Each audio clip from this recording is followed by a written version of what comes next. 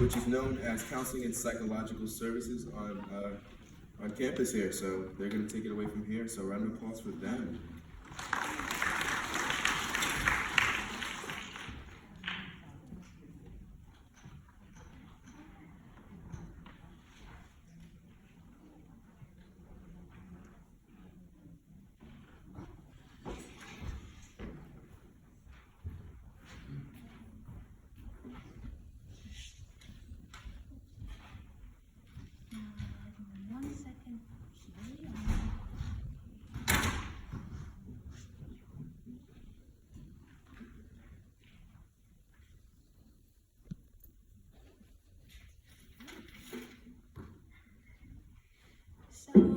Welcome everybody since we're coming to the Gradient Orientation Connection Day on a sunny and cool Friday.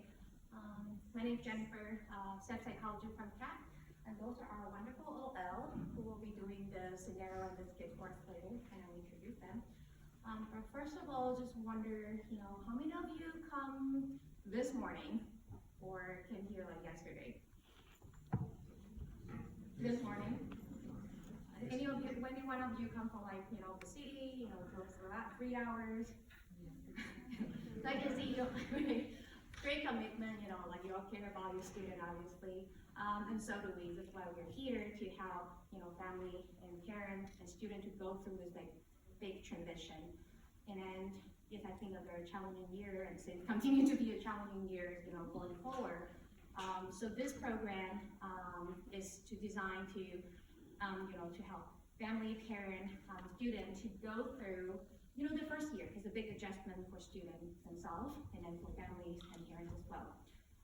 So, like I said, I'm a staff psychologist from CAPS, so I'll begin with a brief overview of what CAPS really do, what we can do, and then some common challenges, adjustment, concern that students often encounter during their first year. We have some very interesting scenario, and there'll be QA session for you to ask any question, any concern after our OL's experience. Okay. So without further ado, counseling and psychological services, and then have you ever get a chance to take a look at the podium or the calling circle? Maybe later today, since the weather seems cooperating.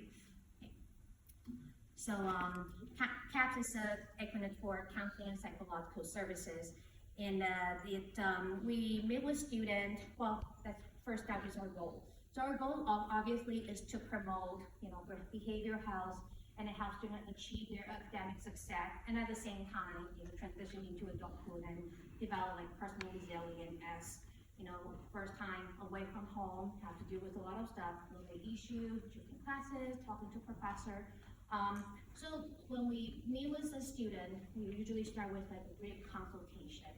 And then the brief consultation, we talk about what concern that brought them to CAPS, and then, what's their expectation, what we could offer. And that usually will lead to a variety of different, options, which include brief solution-focused individual therapy. And then we have a bio for each step at our website.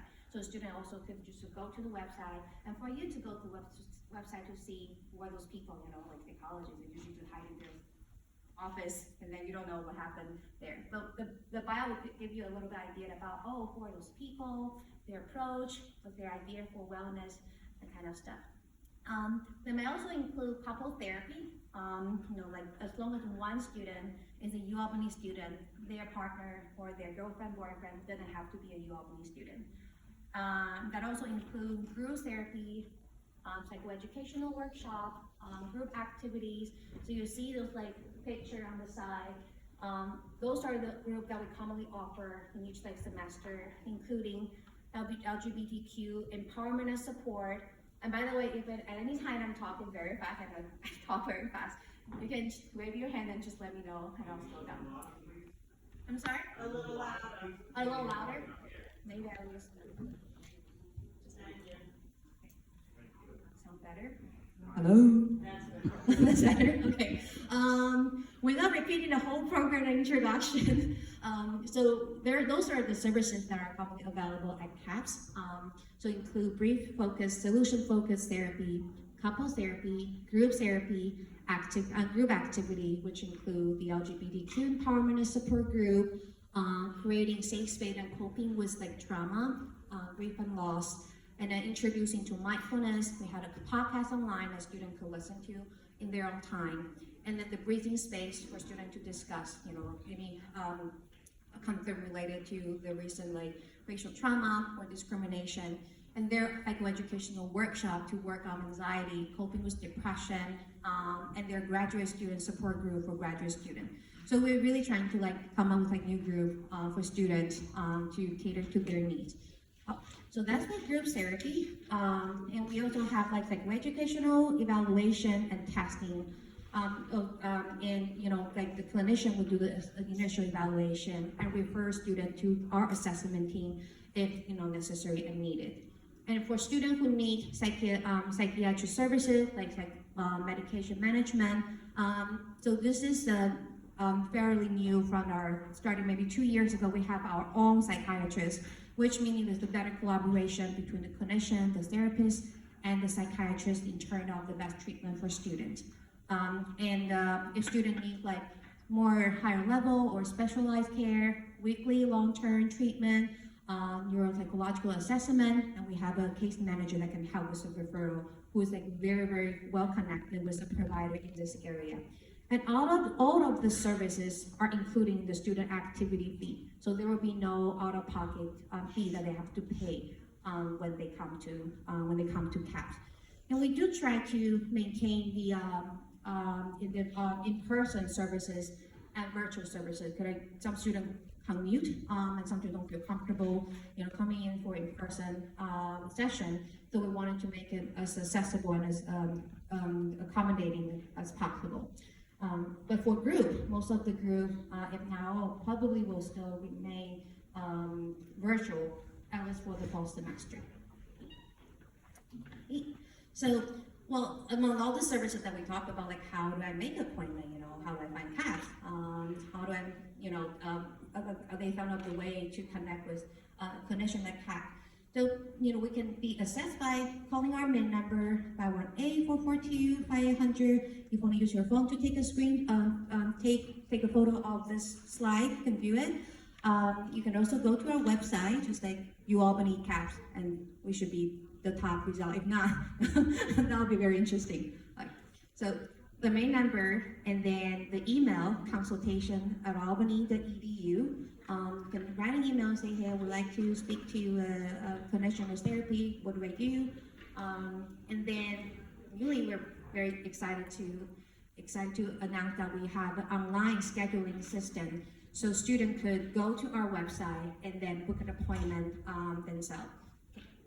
And then all the appointments at CAP are paid, like I said, paid by their student house fee, so there'll be no additional fee. So the brief consultation appointment to talk about their current concern, possible option, which will be either individual therapy, couple, group activity, workshop, or other resources, you can go to Academic Success Center, you can find a tutor, or maybe go to other office for the support. Okay. So but we know sometimes things happen, and you can't wait for an appointment next week, and then there's a crisis experience by a student, then what do we do? So you can actually speak to a psychologist on duty of the day, just by calling our main number, but let the front desk know that this is kind of urgent, I do need to speak with someone at the same day, and then we'll put the phone through to the clinician that is on duty for that day. So even with that, to say that, I have urgent, but I kind of want to talk to someone, but it's not that urgent, or I don't know if that's that urgent. We have a new services that have been running for a couple of years, which is called Let's Talk. And this is the program that is aimed to, to make sure that students could have a supporting space to process and talk about for a brief consultation, 20 to 30 minutes. It didn't require an appointment. And you can briefly chat with the clinician, explore option. It's more solution focused. but you don't need to make an appointment. It's like problem solving. While this is not a therapy for Let's Talk, but you do aim to provide timely support, someone to talk to process, to think things through. And it was like set, our schedule is not fully updated for Let's Talk yet, but we'll keep formalizing the schedule as soon as possible. So feel free to come back to check our website and you can have the latest schedule. And those information will be provided to students as well. So, when it comes to like, but how do I know when I need to, should I need to go to CAP? I don't think my issue is like that obvious, or I don't know, it is serious enough, or maybe it's too minor, I shouldn't go. So I want to say that, at some point, those are the problems that you're seeing here, sleep problem, missing class or other activities, struggling in class, adjustment issue, homesickness, experience unusual things, loneliness, relationship issue, grief and loss, use of alcohol and drugs, low energy, no motivation, couldn't get out of bed, feeling worried, sad, helpless. We may all experience some of them in our life, but some of the concerns aren't expected during the transition during your first year. Not uncommon. But when it's interfering your daily life, like couldn't go to classes, missing classes, isolating, not reaching out to friends, isolating yourself from family, missing classes or missing work. When it goes longer than a month, and I would definitely encourage that, maybe talk to some helping professional just to get an idea about what's going on. But even though CAP is open for a brief consultation to say, hey, I want to catch it before, it got aggravated totally. And for self-growth, want to find out more interest, CAP, the door is open for students as well. And then some of the issue will actually go into a skip later on. So I am going to the next one. The Middle-earth Peer System Program. Some students may not feel comfortable talking to a psychologist or a therapist, or feel like, I don't know you, I don't want to be seen, and this is new to me, I don't feel comfortable. Then we have the Middle-earth Peer System Program. This is the opportunity for students to either be part of the program, to be a peer helper, or to utilize the service to talk to a trained peer helper, like learning the perspective from a peer, from like a peer who have gone through similar experience, provide active listening, and this is anonymous. So you can call the hotline 518-442-5777, or go to the UAlbany, www.albany.edu/Middle-earth-cafe, and then to write a brief email, and they'll help them connect resources. So some students may not know, they don't have to have a serious issue to talk to an RA. The Middle-earth peer will be able to help them to connect, well, actually, this issue, you can talk to your RA, or have you thought about going to the professor's office hour? So those kind of stuff. And then they're trained by our licensed psychologists at CAPS, and it's supervised by CAPS.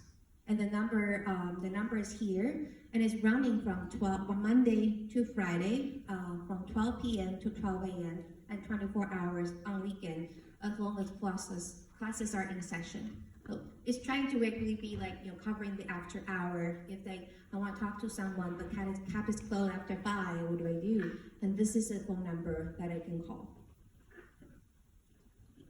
So maybe one of the main concerns for many students and family is is this confidential? Would it go into my student's record? Would my professor know? Would my friend know? Would it impact my job search? Would it impact me applying for a grad school? And I want to say that this is confidential. Either the Let's Talk, group therapy, consultation, calling Middle-earth, everything's confidential, and we do not share those information with academic staff, professor, unless we have a student consent to release such information.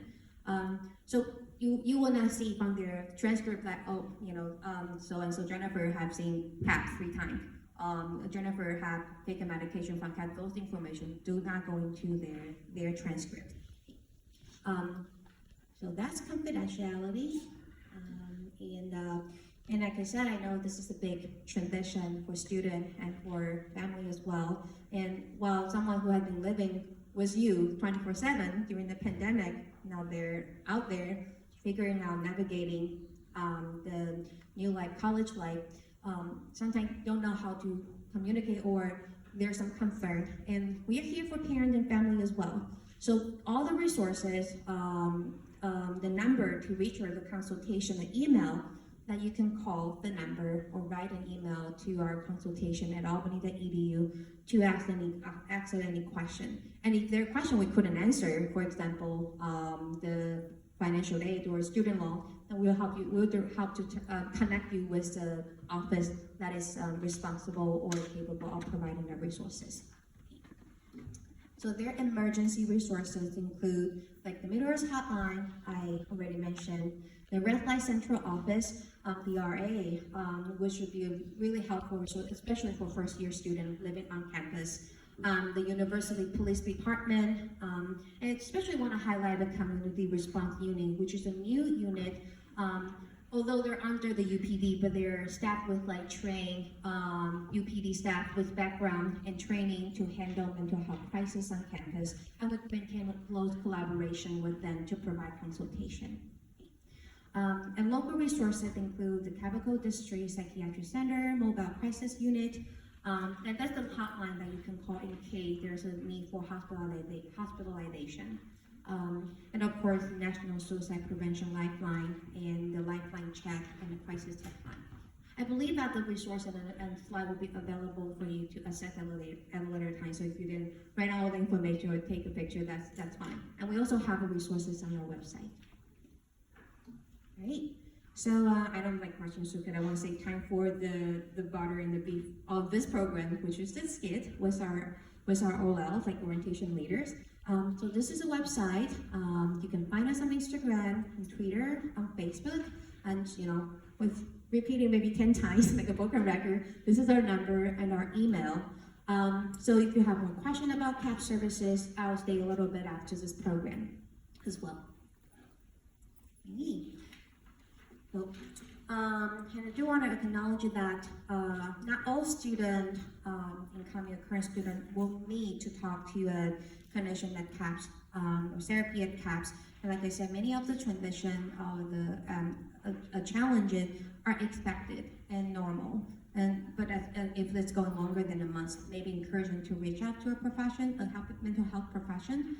But many of the skit will be covered by our scenario later. So I'd like to introduce Alexa, and then Alexa?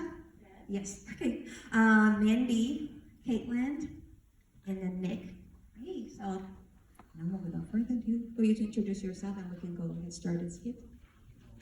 So I'm Nick. I come from San Antonio. I'm going to do the first skit, which is about homesickness.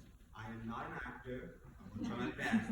Maybe we'll get an Emmy here. But this, and I'm on the phone with my mom, who I call Mommy. So I'm going to say this skit about homesickness, right? Hey, Mommy. No, everything's okay. Well, it's just been weird being around so many different people. I've gotten so used to being only home and only seeing a few friends at a time. It's a little overwhelming, No, my roommate's okay. Yeah, I think they're being careful with COVID and everything. They wear a mask, they go out and stuff. It's nice getting to know them. Yeah, maybe I'll come home next week, and I really miss you guys. I was used to being around everyone at home 24/7. I even miss Jacob. I never thought I'd miss that little jerk. Has he moved into my room yet? I guess classes are fine. I feel a little dumb sometimes. Everyone else is having a great time going out, partying. I just haven't been to a party in so long. I feel kind of out of place, a little anxious, I was thinking that maybe this just isn't the right school for me. Maybe I should come home and then start somewhere else in January. I could come live at home and go to school in our own town. Yes, I know this is a great school. I was so excited to get in, but maybe I was wrong. I know I don't want to miss this opportunity either. But thanks for sending me that card. It made me feel so much better. I miss you too. Can I even come home this weekend? Okay, I'll try to make it for fall break, but maybe we can FaceTime just a little bit more. Let Jacob know that he has to get out of my room by the time I get home. Okay, love you, Mom.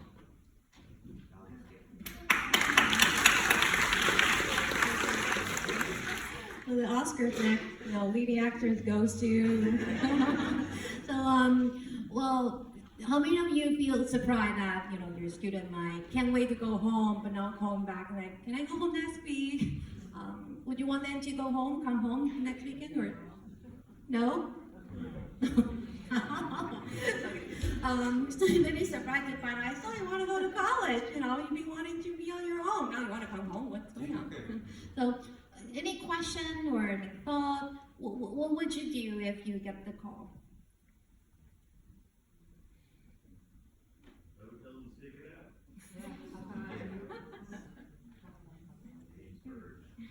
So, maybe we can invite our, ODOL to share, what was it like for you, and what has been helpful for you to hear from your parent or family, and what you wish they could have said to you. So I was very homesick as a freshman. I came in thinking, like, they're gonna miss me, and I'm gonna be doing my own thing, and then, 2 weeks in, I was like, I wanna go home. So I guess what would have helped a little bit more is that resistance from my parents, because they did miss me a lot, and they were like, yeah, come on home. And I ended up going home 6 or 7 times my first semester. I'm from Buffalo, that's a long drive. So yeah, I wish it would have been a little bit more, let's wait until fall break, or let's wait until we see what Thanksgiving. That would have helped me, and I probably would have had a lot more experiences here had I not gone home as much as a freshman. For me, it was kind of different. I wasn't as homesick, but my mom missed me, so I went home. I guess as parents, you also have to realize that, yeah, they're in a new space. They're gonna have to get comfortable with this new space, but if they're constantly going home, they're never going to feel comfortable in that new space. It is basically their second home. So I would say definitely resistance. Don't take it personal if they don't call you every day. I know my mom would get upset if I didn't call her every day. I do now because I'm an only child, as maybe some of might be parents to an only child. So I understand they're your baby, you don't want to let go. You just have to let go. They're I don't know how to put it, but definitely just give them that space to leave the nest.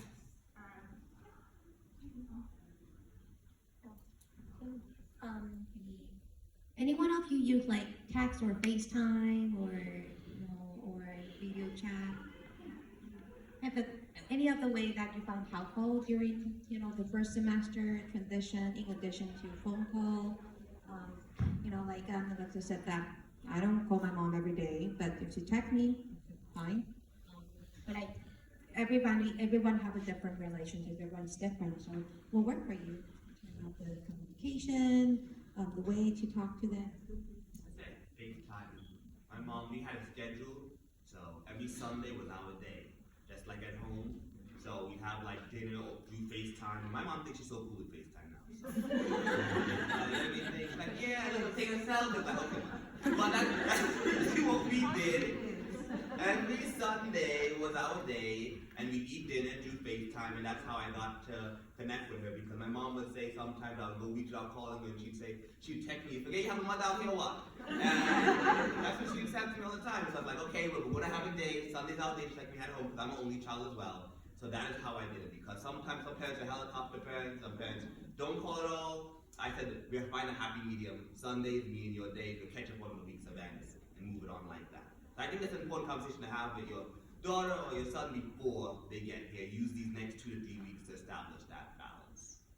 I know for me, I never called my mom and made her sad. I was just living my best life, having a great time. So she was always hey, are you free? And I was like, oh, maybe later. I don't know. So I was that student, so I'm sorry. But one thing she did do to kind of force me to call, she would send me little care packages, because of course then I'd FaceTime her and open it with her and thank her and all that good stuff. So that's one thing my mom did, because we didn't call all the time. We'd text a little bit, things like that, but that was more of our personal thing. She'd send me there's these I live near Amish, and they have these really good fruit snacks, and you can't buy buy them around here. So she'd like send me those in a box and like some fuzzy socks for my roommates or something small like that. So that's just something my mom did that I really enjoyed. When you were feeling, the thick of the homesickness, what's the most like helpful things you have heard from your family, or things you wish you had heard from your family? I know something I did that made me feel better about the times when I couldn't be talking to my parents as much was before I left, I wrote them open when letters. So open when you're having a bad day, or open when you miss me, and things like that. And my parents, I actually came home after first semester, and they had only opened the one that said open when you get home from dropping me off. And I was like, well, why didn't you open it? And my mom was like, well, what if I had a worse day? I'm like, Mom, you can't think like that. But it made me feel better knowing that like I had still a little piece of me with them that they could open. And I had pictures in there and gift cards and little. I was like, Mom, there's gift cards in there. You gotta open those. Sure. But yeah, it made me feel better like going away, knowing that I had done something that like, even if I couldn't be available, they still had like a little. Send them pictures of their pets. That's always like my cat. Yeah, pictures of my doggy. It's Yeah. like the best thing ever. I don't know. This is one thing my mom did, and honestly, it's up to your student. But my mom got a Snapchat. And I'm sure if any of you guys got that, but that's actually how we communicate a lot more. So I'll be like, I'm at the dining hall, but then we weren't texting all the time, but I'd like Snapchat her, and then like same with the pets. She sent me my dog, so that always made my day, or like she'll send me like when she went out to dinner and like stuff like that. So I don't know if you guys are into that. It's definitely figured out with your student as well. But that's something my mom did, makes it a little fun, and then she gets to see what I'm up to without being like in my business. Like I get to send her what I want. So I don't know.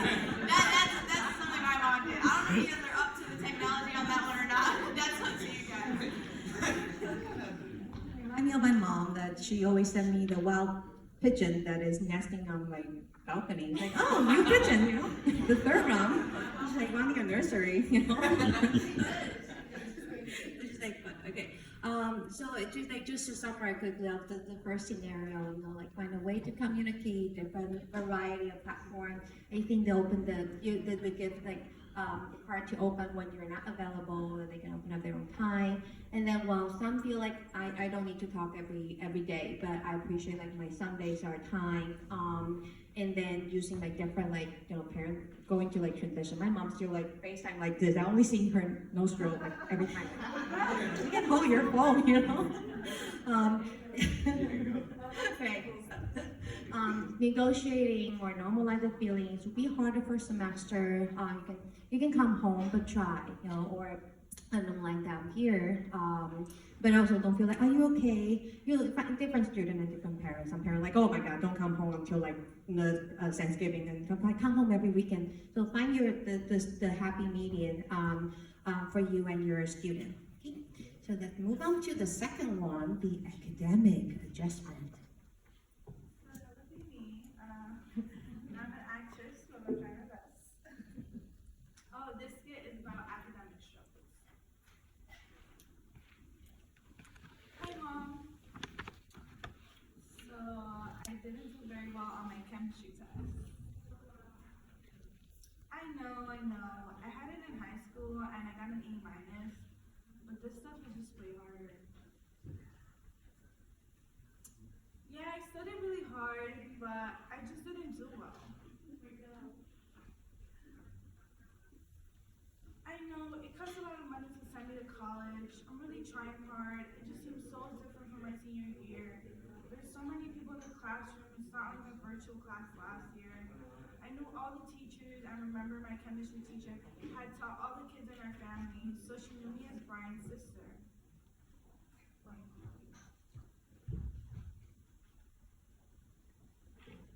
Okay. I'll talk with the professor, but it's a lot harder going up to a professor than talking to Mrs. Baker. I just wanted to do so well. I really want to get A's here like I did in high school. I want you guys to be proud of me. Okay, I'll try harder. Taco. I wish I could get them to understand how hard it is. I feel like I did all that I could do, and I don't really understand or know how to try harder than I did. Sometimes it feels like my best just isn't good enough. They were so proud of me when I graduated from high school and got into Albany. The last 2 years have been so hard. I really want to do well. Z.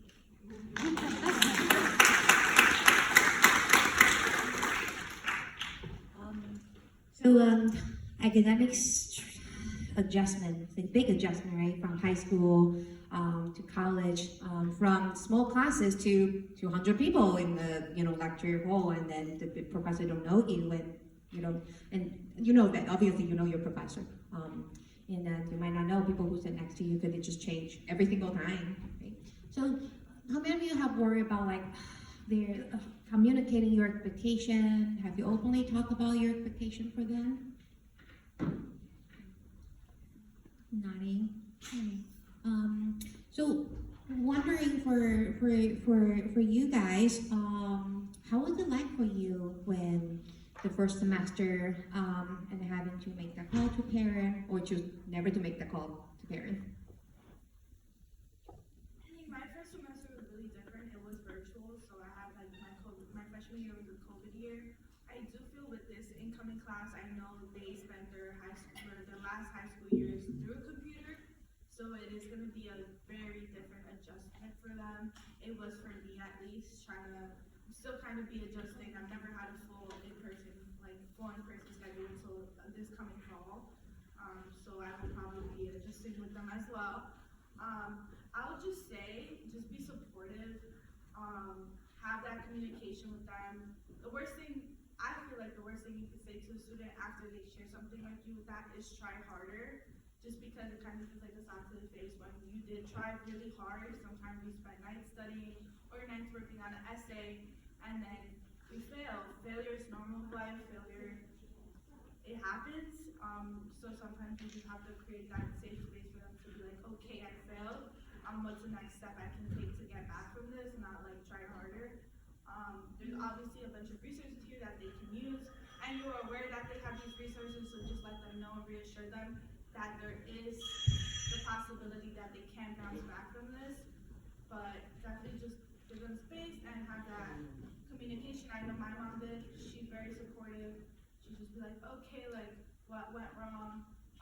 I'll be like, I didn't know what was on like this portion of the session. Like, okay, go to office hours, talk to the professor. What can you do better next time? Definitely just take that approach. I feel like that was efficient for me. And yeah, I would just say I had a very, very successful freshman year because my mom was very supportive in that. So I would say try harder. Like try harder sound like as in, well, like I sound like I didn't, but obviously we all are doing the best we could at a time. So I wonder for you guys, like what kind of resources that you find, you have found helpful on campus, either your peer, roommate, or the office hour, or just finding out the new or figuring out the new like study strategy in college. For me, office hours was my saving grace. When I started as a chemistry major, and those types of classes are just really difficult to learn in such a big setting, because sometimes it can be embarrassing to ask a question in front of 200 people. If everyone else understands and I don't, I'm gonna look stupid. That's what goes through my head. So for me, I like sitting down with the professor in office hours and just really getting to get down to what I don't understand and building from there. And I went to office hours pretty much every week. I know for me, it was kind of a hard pill to swallow, because I was in high school, I was always like, oh, I don't need a tutor, I got this. And then college, I was like, oh my god, I need a tutor. So I think that was something that was a big change for me, and I would just encourage your student to get involved in the tutoring on campus earlier than they may think. I know Nick likes to say it, it's really easy to drop your GPA, but it's really hard to bring it back up. So try to encourage your student to get on top of it. A lot of our classes are a 3-test class, so So you have 3 tests, that's your only grades. So if you fail one, you're kind of in the dumps. So I would just encourage that. I know like for me, I'm a biology major, so like organic chemistry was not fun. But I got into the tutoring from day 1, and that just like helped elevate me in that class. So that's just something I would really encourage. Also, like knowing how to ask for help. That was something that was really hard for me because like Mandy, high school was very like, I don't really need help. I'm just gonna take the test and it's gonna go fine. And then college was like, you're not just gonna take the test and it's gonna go fine. So learning how to ask for help was definitely an adjustment for me, and I know a lot of other students as well because it's not something that we're used to. So learning how to ask for help and knowing that it's okay to need help. That's all. Any questions? Like, how can I ask my student, or what I should not say to my student?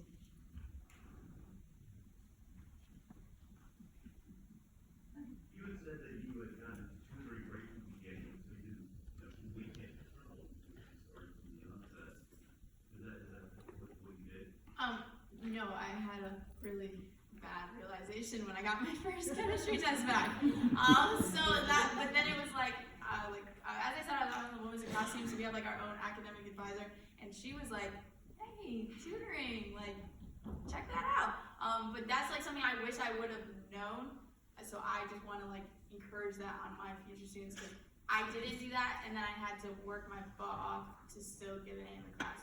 So if I would have just from the beginning asked more questions and got into that tutoring, I wouldn't have been in the situation I was. And from now on out, I have been doing that, and it really helped me. So yeah. I have a question.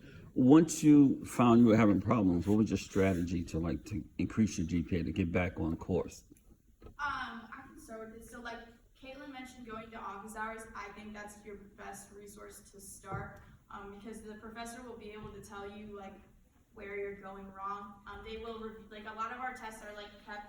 You don't get to keep your test after you take it. But the only time you'd be able to see it is if you went to office hours. And I know, like, I think you guys would agree, seeing your mistakes is like the best thing. So I would start with office hours. They also can help you get in contact with the tutor. A lot of our tutors are people that used to be in their class, so they probably know who the tutors are. So they would be able to like be like, oh, I really like this person was in my class before. Like they're really great. Like definitely reach out to them for the tutoring, things like that. Do you guys have anything to add? The last thing I just wanted to add was that another portion of the academic struggle sometimes is having a disability, and some students not knowing. There are some students who don't know they have test anxiety until they're in a classroom of 200 people and all of a sudden they're taking a test and they're freaking out. I know that was the case for me.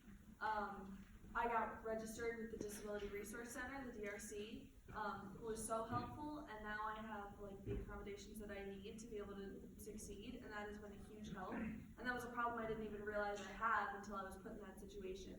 And that's actually a very common thing. As well as any students who had IEPs or 504s, or existing things that they did know about or things that were diagnosed, they can get registered with the Disability Resource Center, and that can be a huge help academically for some students. One more question. Were any of you involved with the peer study groups? I'm a peer tutor. I know for students have to usually take a writing and critical inquiry class for freshman year. So if they're having trouble with their essay writing, there's a great base for that. So that will help them with the essays. There's A+ tutoring that I know some of our OLs are a part of. It's very helpful. I've gone to their tutoring sessions for like my statistics class. They're very helpful. They'll sit down with you and go through what you don't understand. And I said, I always recruit at office hours first, because I think it's best from the professor. But obviously sometimes people don't have a best relationship with the professor. Stuff happens, you know, so sometimes just talking to someone, you know, close in age always helps. Thank you. No questions?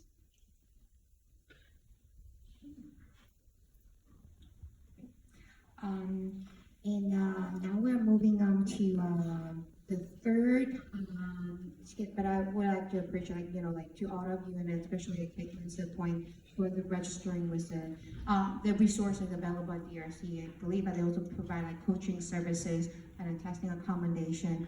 And then I personally, I didn't know, like in high school, in college, you have to take classes like 200 other people at the gym. It's not a familiar classroom, you know, not people you know, and it's an entirely new testing environment. So probably didn't know that until it happened. And there are resources on campus to facilitate, to reduce the barrier, which will be unfair for students who have to jump so many hoops, which already jumped so many to get into this place. Okay. But the third skip is a little bit like different than academic and homesickness. It's about the alcohol use and then social norm.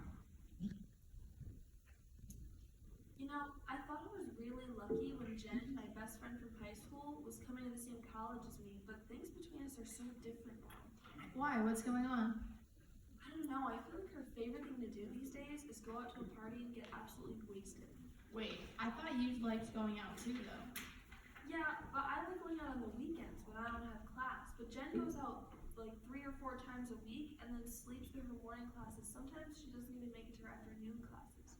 And she missed a test Wednesday. Whoa, she sounds like this guy on my floor. He's constantly going out and making so much noise. It's like their partying is getting in the way of their schoolwork. Yeah, I mean, it's one thing to go out and have a couple of drinks, but I don't think Jen knows when to stop. It's like she's trying to make up for this past year, and she just told me that someone at the party she was at the other night might have had COVID. I'm pissed at her, but I'm really worried about her too. What if she fails out this semester? Wow, I mean, yeah, that really sucks. It would be really bad if she failed out. And it's not just school and health, it's our friendship too. She acts like she doesn't even care anymore. She's always busy with her new friends, and it takes her forever to text me back. She even forgot my birthday last week. You're kidding. It sounds like you've been upset about how your friendship has changed. Have you said any of this to her? No, not really. Why not? What if she gets mad at me and decides she wants nothing to do with me? I mean, we barely hang out as it is. Besides, I drink, so who am I to criticize her?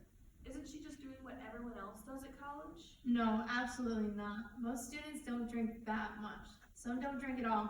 Jen is not doing what most students do.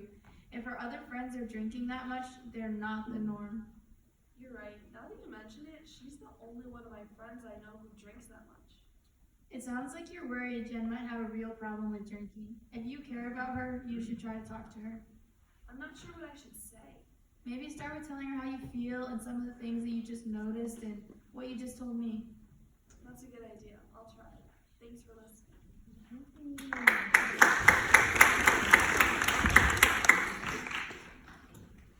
How many of you have talked about substance use or, you know, drinking? Okay. Was the conversation easy or?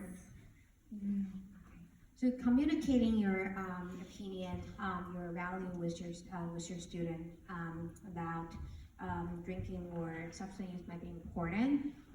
We don't always have time to have that conversation, you know, while they're staying home. But now they're in college.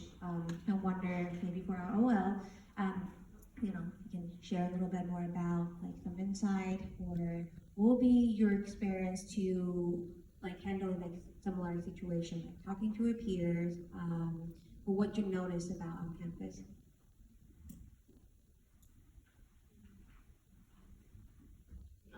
I guess one thing that I noticed that I guess would ease your parents' view, I would say this skit is pretty accurate. Like, people going out all the time every day of the week is not the norm. Obviously, there are some, but that's like not the norm. Most people, I mean, obviously the weekends, a lot of people will go out and things of that sort. But I would agree with this skit. Like, I would say like our school is pretty much like, okay, Monday through Friday, academics first, and then like the weekend is our time. At least that's my experience. I'm just gonna say something based on what I saw. I feel like for this group, I didn't see enough hands up for the alcohol and like social norms hands, because I just feel like we shouldn't make it a taboo subject. When you don't talk about it with your child, they're just gonna be left in the dark. You obviously want your child to be safe, and like, parents know what's best for us, I would say, about our safety, so we would want them to be safe. What I have noticed, I just finished my freshman year, parents that never touch the subject with their children, or helicopter parents that like, oh, like,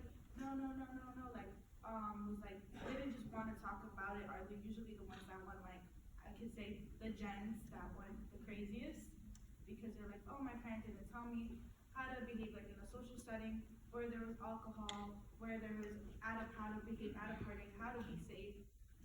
Didn't know how to, like, I guess, just be responsible. Like, you have to teach your children how to be responsible in that sense, but I know obviously, like, there's all different types of parenting and all of that. I would just say don't make it a taboo subject, and tell them to be safe, and tell them not. Just have that communication with them, and make sure you want their safety to be priority. And all I would say is to piggyback with Lex's point there, and I think it's something that we all say, if they are looking for a party, they will find one. And I'm being quite honest, but I don't think that's unique to UAlbany. I think that's in any university you go to. If you're looking for a party, if you're looking for drugs and alcohol, you will find it, and I'm being quite honest. As I like to try to be as honest with you guys. Also, but if you're looking for great education, you're looking for great opportunities, you will find that here at UAlbany too, which is why I love this school. And so when I like I said, don't make a taboo subject, it's more likely to happen if you did not speak about it. My mom was incessant about it. Sat down with me for the last month. Every drug in the world, my mom talked to me about every alcohol. She's like, if you're gonna do this, make sure you're safe. I don't want any 2 a.m. calls. She was very, very insistent about it, and that made me not want to really do much. And she laid it all out, with me, and I think that really helped. So that would be my advice. I know everyone's different, but that would be my advice. The more knowledge students have, the more equipped they are to make the best decisions. That's all I would say.